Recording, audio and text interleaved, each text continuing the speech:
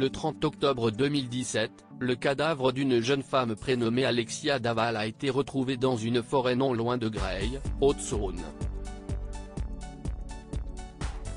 Elle avait disparu 3 jours plus tôt. L'enquête, dirigée par le procureur Emmanuel Dupic, a rapidement démontré que le responsable de ce décès était son mari Jonathan.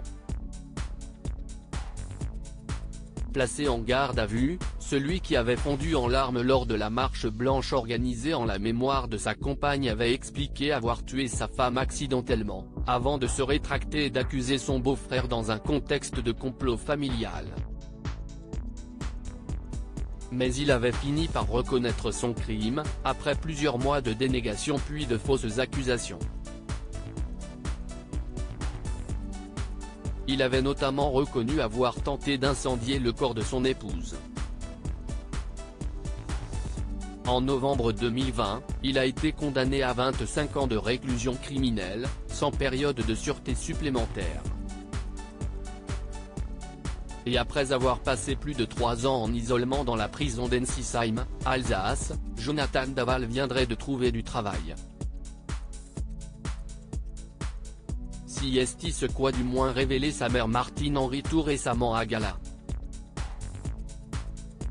Il a un boulot, il est content, il fait des bobines de rouleau électrique, des rallonges. Il travaille de 7h à 11h30 et de 13h30 à 16h30, sur une chaîne.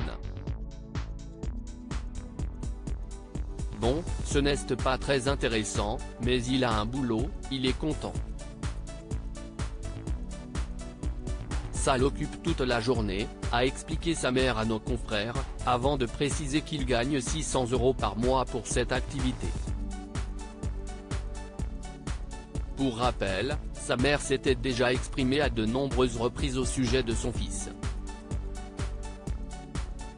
Il y a quelques mois, elle avait été interrogée sur la révélation de l'homosexualité du meurtrier par le journaliste Dominique Rizet, spécialiste des faits divers pour BFM TV. Qu'il soit en couple avec un homme ou une fille, ça ne regarde pas la France, avait-elle alors estimé sur le plateau de Touche pas à mon poste, diffusé sur C8 et présenté par Cyril Hanouna. Monsieur Rizet m'a appelé et m'a fait des excuses, avait-elle ajouté dans la foulée.